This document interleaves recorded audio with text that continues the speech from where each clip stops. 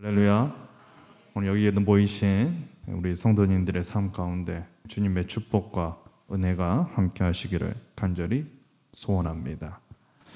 우리 출타 중인 목사님 위해서 함께 기도해 주시고, 그다음에 회복의 시간이 될 수 있도록 이 기간을 통해서 다시 한번 재충전이 될 수 있도록 꼭 기도해 주시길 바랍니다.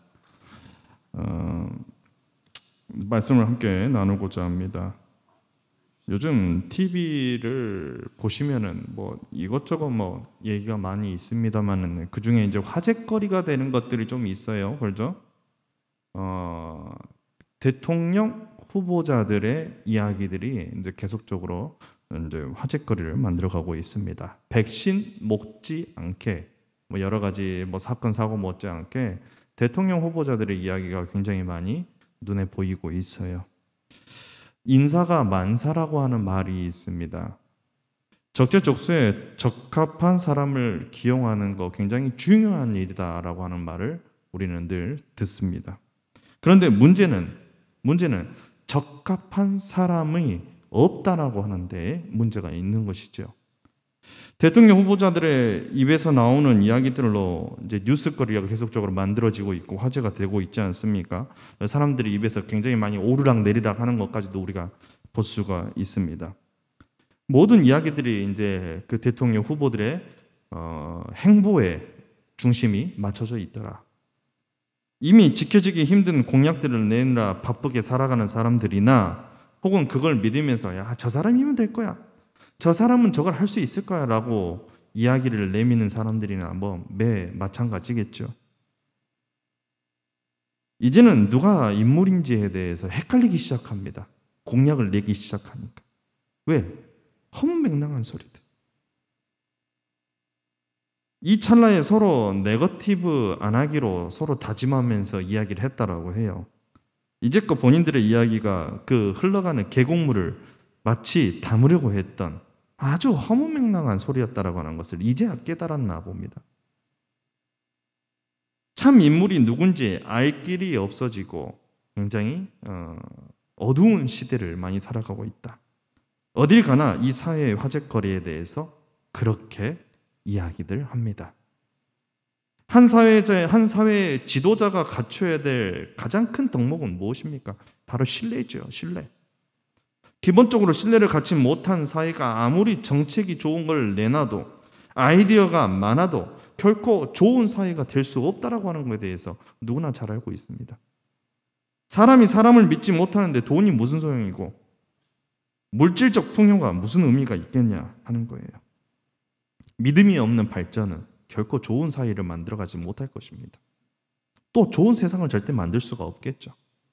가난해도 믿고 살 수 있는 세상, 그것이 진짜 좋은 사회 아닐까요? 옛날 도산 안창호 선생이 인물이 없다고 탄식하는 사람들을 보고 하신 말씀이 있습니다. 우리 중에 인물이 없다라고 하는 것, 바로 그 사람이 인물이 되려고 노력하지 않기 때문이더라. 인물이 없다고 생각하는 바로 그 사람이 왜 인물이 되려고 생각하지 않느냐, 이런 말을 남겼습니다. 그렇습니다. 좋죠. 가장 중요한 거, 바로 남을 탓하지 않고 내가 인물이 되고자 하는 겁니다. 세상에 인물이 없다고 탄식하는 바로 그 사람이 스스로 좋은 인물이 되려고 노력하지 않으면 절대 좋은 사회가 오지 않는다라고 하는 거예요. 공허하다. 하늘에서 뚝 떨어지거나 땅에서 솟아나는 인물은 없습니다. 스스로 노력하거나 누군가 좋은 인물을 길러내기 위해서 힘써서 만들지 않는 이상 그런 인물이 태어나기가 쉽지가 않아요. 도저히 인물이 없다고 인물난 걱정하는 사람이 아니라 자신이 스스로 하나님이 쓰실 만한 인물이 되려고 노력하는 사람, 진실로 인물이 없다고 느낄 때 그 인물을 찾고 그 사람을 위해서 깊이 있는 기도를 하는 사람, 바로 이게 진짜 신앙인이 아니겠느냐 하는 겁니다.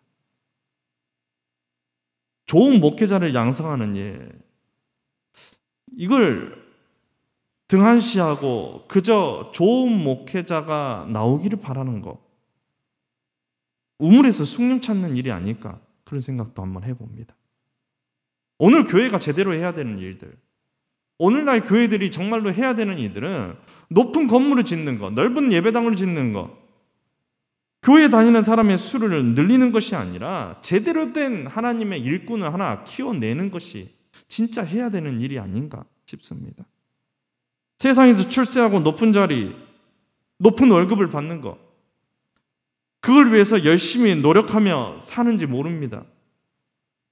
그런데 정작 하나님의 역사를 위해서, 하늘의 사람을 키우기 위해서 우리는 얼마만한 열정을 쏟고 있느냐라고 하는 거예요. 하나님의 역사가 무엇입니까? 우리 곰곰이 한번 생각해 보자라고 하는 거예요. 하나님의 역사가 뭐예요? 이 병든 세상을 치유하는 일 아닙니까? 할렐루야. 동의하시죠? 치유하는 겁니다. 모두가 돈과 물질의 노예가 되는 세상에서 그게 아니라고, 그게 전부가 아니라고. 디모데후서 1장 10절에 바울의 말만 따라서 세상 모든 사람들이 탐욕의 질서에 종살이하면서 썩어져가는 이 세상에서 그게 전부가 아니라고. 작은 생명의 노래를 불러줄 수 있는 사람, 불신의 세상에서 믿음을 심고 강도 만난 자에게 벗이 되어주는 세상, 불의한 질서를 변화시켜서 정의와 평화를 씨뿌릴 수 있는 그런 사람을 우리가 한번 길러내보자라고 하는 거예요. 어렵죠? 쉽지 않습니다. 인생의 무게에 짓눌려 신음하는 이들에게 복음의 기쁜 소식을 전할 수 있는 이들, 그런 사람을 길러내야 되지 않겠냐라고 하는 거예요. 다시 말해서 하나님에 의해서 쓰임받을 수 있는 사람, 하나님 쓰시기에 부족함이 없는 사람, 그런 사람을 한번 우리가 키워내봐야 되지 않겠냐라고 하는 겁니다. 그런데 우리가 이 귀한 일을 하려고 할 때 하나님은 어떤 사람을 필요로 하십니까? 어떤 사람들을 들어 쓰시기를 원하세요? 어떤 사람을 원합니까? 오늘 성경은요, 목마른 세상에서 하나님이 어떤 사람을 필요로 하는지, 감독되시는 하나님께서 이 역사의 무대에서 어떤 사람을 기용해서 쓰일 것인지에 대해서 아주 극명하게 보여주고 있어요. 오늘 성경 말씀 본문의 첫 번째 1절 말씀 보니까요, 세상의 모든 권력자들 혹은 유명인들을 먼저 다 열거하고 있어요. 제일 먼저 등장하는 사람이 바로 디베르 황제라고 하는 사람입니다. 그렇죠? 로마 황제이자 세계 최고의 권력가예요, 이 당시에. 두 번째는 번디오 빌라도입니다. 그는 총독이죠. 당시 유대사회에 실질적으로 장악하고 있는 최고의 정치 지도자가 바로 이 사람이에요.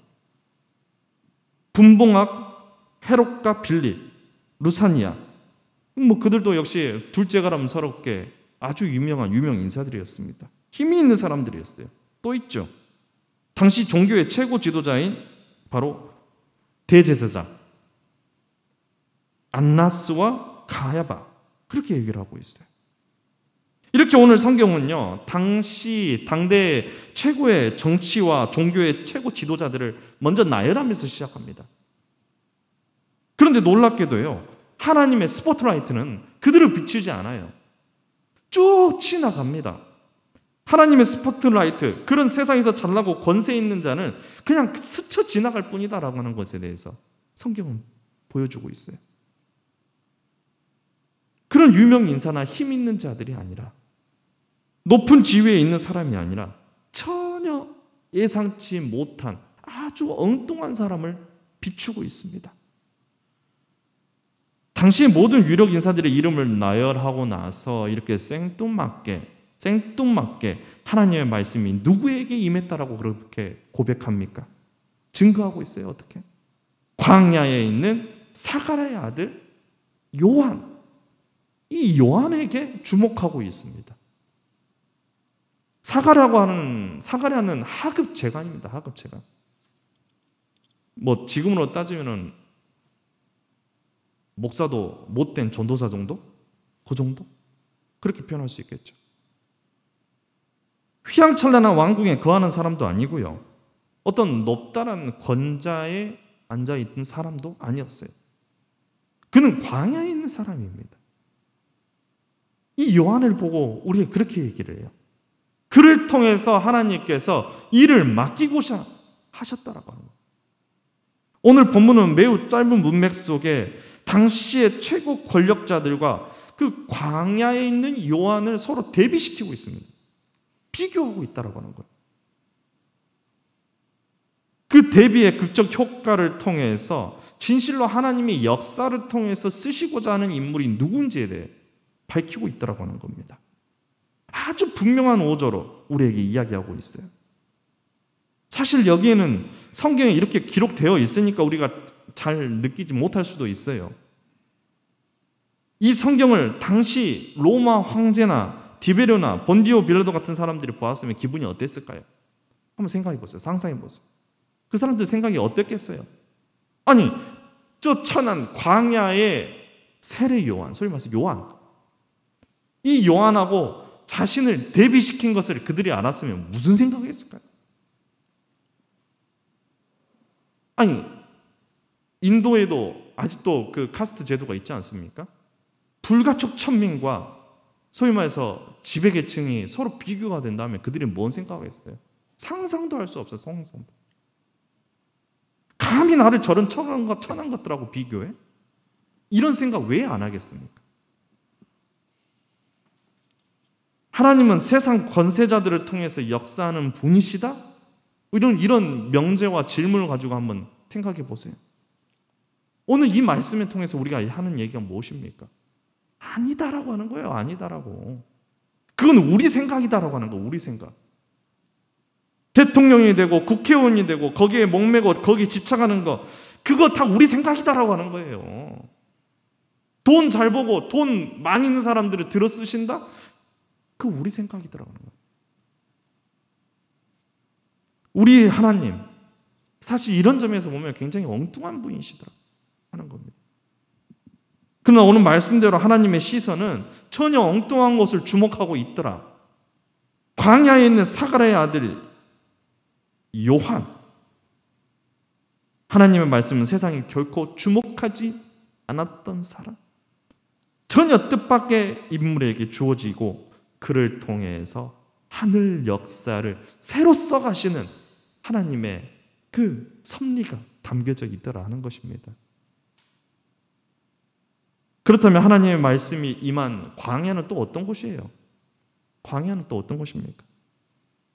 하나님이 왕궁도 지나치고 위대한 종교자들이 있는 그 성전도 지나치고 광야로 주목을 끌시면서 당신의 말씀을 내리신 그 광야는 어떤 곳이에요?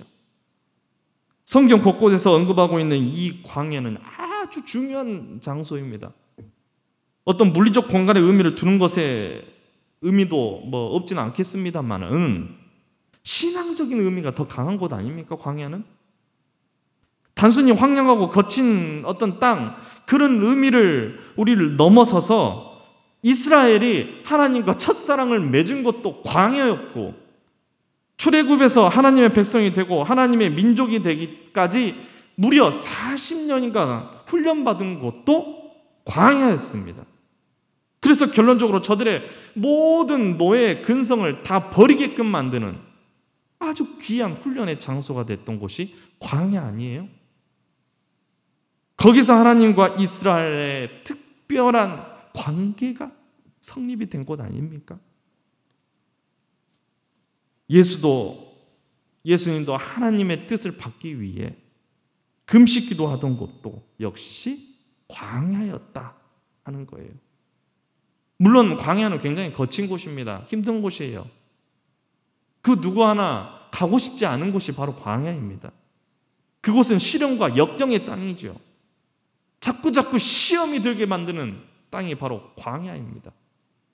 그러나 바로 그 시련과 역경 속에서 이스라엘은 하나님과 새롭게 관계를 맺어갔다라고 하는 것. 자꾸 딴 길로 새려고 할 때에 이 사람들을 불러다가 광야에서 훈련시켰던 하나님의 역사가 존재하는 장소다. 이스라엘은 광야에서 늘 하나님을 새롭게 만났고요. 거기에서 자신의 존재의 이유를 다시 한번 알게 됐고 자신의 본질을 새롭게 각성할 수 있었던 곳이 광야예요. 광야. 역사 속에서 하나님의 관계가 굉장히 희미해질 때, 뭔가 점점 멀어지는 것 같을 때, 세속의 달콤한 유혹들에 흔들려서 시험에 빠졌을 때 하나님께서 거듭 이스라엘 백성들을 광야로 불러내서 자꾸 저들을 연단시키고 하나님과의 그 관계를 새롭게 맺은 곳이 광야라고 하는 곳이다 하는 거예요. 하나님과의 끈이 느슨해지거나 그 관계가 단절되게 될 때, 하나님 없이 살다가 다시 하나님을 만나고 다시 하나님과의 관계가 회복되는 곳, 바로 그곳이 광야이고 그곳에 거한 사람, 이 요한에게 하나님의 말씀이 임하게 됐다라고 하는 사실입니다. 하나님의 일꾼이 되기 위해 정말 중요한 것, 다시 한번 말씀드립니다. 돈과 명예가 아니다라고 하는 것. 하나님의 일꾼에게 요구되는 것은 그러한 잡다한 세상의 자리나 이름이 아니라 바로 살아계신 하나님과의 그 관계였던 거예요. 광야는 비록 거친 장소이고 험난한 장소이지만은 그곳이 바로 하나님과 새롭게 만나는 만남의 장소, 새로운 관계를 이어가는 그 장소가 되었다고 하는 사실입니다. 제 이야기는 아닙니다만은 아는 지인분이 어느 사람에게 세를 줬대요. 세를. 있는 사람인가 봐요. 세를 줬어요. 그래서 어느 날 이 세살이 하시는 분이 보일러가 안 돌아간다고 해서 이 집주인에게 전화를 하게 됩니다. 근데 집주인이 그럴 리가 없다. 멀쩡히 사용하던 것을 왜 안 된다 그러냐. 다시 한번 살펴봐라. 안 된대요. 안 된대요. 우리 딸이 지금 빨리 씻어야 되는데 이 보일러가 안 나오니까 빨리 가주시면 안 됩니까? 그래. 본인이 가면 좀 좋을련데 딸이 아무리 찾아봐도 알 수가 없으니까 엄마한테 얘기하고 엄마는 소위 말해서 집 주인한테 얘기해서 빨리 좀 와달라고 그렇게 얘기를 했다라고 하는 겁니다. 도저히 시간이 안 나는데 쫓아가서 다시 한번 뭐가 문제인지 한 보일러를 봐보니까 세상에 코드가 꼽혀 있었다는 거예요. 세상에 그런 일이 있어요. 그 이야기를 듣는데 제 입속에서 그 고백이 나옵니다. 하나님, 제 영혼의 코드가 하나님께 제대로 꼽혀 있는지에 대해서 돌아볼 수 있게 하시니 너무도 감사합니다. 이런 고백이 나왔어요. 아무리 편리한 사회를 살아가고 그런 세상을 살고 있어도 그 코드가 뽑혀버리면, 코드가 빠져 있으면은 아무것도 아니구나. 차라리 물 데펴서, 저 옛날 말씀드렸죠. 제가 자취할 때 보일러 기름이 없어서 포트로 물 끓여가지고 머리랑 찬물이랑 섞어가지고 희석해가지고 그렇게 머리를 감았더니 차라리 그럴 때가 낫다. 그것도 코드가 필요하네요. 그렇죠? 코드가 빠져 있으면 안 되더라는 거예요. 하나님과의 관계가 끊어진 인생이라고 하는 것, 바로 하나님과 끈이 떨어져 버린 그런 문명과 발전이라고 하는 것이 바로 이런 것이겠구나. 깊은 깨달음을 한번 느꼈습니다. 글쎄요, 이런 생각하기 싫어서 그런지 모르겠습니다. 요즘 무선 찾는 사람들 굉장히 많아졌죠. 그렇죠? 전기 없어도 코드 꼽지 않아도 사용할 수 있는 기기들을 많이 찾고 있습니다. 조금 아쉬움이 있어요. 세상이 너무 편리해져서 신앙 공부하기도 점점 어려워진 세상이 되었구나. 그 생각도 많이 가져봅니다. 대통령은 청와대에 살고 있어요. 근데 얼마 전에 보니까 또 오랜만에 또 그 사람 나왔던데 허경영 이렇게 대통령 대선 출마한다고 또 나왔어요. 그 사람을 보니까 사는 곳이 하늘궁이라고 하는 데가 있습니다. 하늘궁. 대통령은 청와대에 살고 허경영은 하늘궁에 살고. 하나님은 궁궐이나 성전에 있는 것이 아니었어요. 하나님은 그런 곳에 있지 않습니다. 광야에 있는 이들, 하나님과 살아있는 그 관계를 다시 한번 회복한 이들을 통해서 오늘도 하나님은 광야에서 역사를 써 가시고 계시더라 하는 거예요. 하나님에 의해서 쓰임받는 사람이 된다라고 하는 것, 높은 사람이 되거나 어떤 공부를 많이 하거나 많은 지식을 요구받는 것이 아니더라 하는 겁니다. 저만 봐도 알 수 있잖아요. 그렇죠? 제가 공부를 잘했겠어요? 뭐를 잘했겠어요? 아니더라는 거. 절대 그러지 않습니다. 사람이란 공부를 많이 한다고 해서 그 인격이 성숙해지는 것도 아니에요. 돈이 많다고 해서 그 능력이 출중하다고 해서 하나님의 사람이 될 수 있는 것도 아니더라. 정말 뼈저리게 많이 느낍니다. 지금 이 순간도 느끼고 있어요. 어떤 분의 마음속에 지금 뭐 다른 생각이 있을 수도 있겠죠. 하지만 온전히 하나님 앞에 집중할 때 그런 사람을 하나님께서 쓰신다라고 하는 것에 대해서 매 순간 느끼고 있습니다. 하나님의 사람, 살아있는 그 관계를 통해서만 그분과 연결된 그 끈을 든든히 잡고 있음으로써만 하나님께서 그를 일꾼으로 기용하신다라고 하는 거예요. 그래서 교회가 중요한 것입니다. 그래서 예배가 중요한 거예요. 그래서 성경 공부나 성교의 모임이 중요한 것입니다. 그래서 정기적인 기도도 우리에게 필요하고요. 봉사나 헌신도 필요하고요. 거기에는 11조 생활도 우리에게 필요한 것이에요. 하나님과의 관계를 만드는 그런 방법들이 있지 않습니까? 어떻게든 내가 하나님과 엮어져서 하나님의 방식대로 내가 살아가겠습니다. 내 주권이 하나님 앞에 있습니다라고 고백되어지는 그런 방법들이 우리에게 필요하더라 하는 거예요. 하나님은 지금도 우리를 불러서 일꾼 삼기를 원하시는 줄로 믿습니다. 정말 믿습니다. 권세가 높지 않아도, 돈과 명예가 넘치지 않아도, 아니 세상에서 말하는 그런 가치와 멀어지면 멀어질수록 더 유리한 줄로 믿습니다.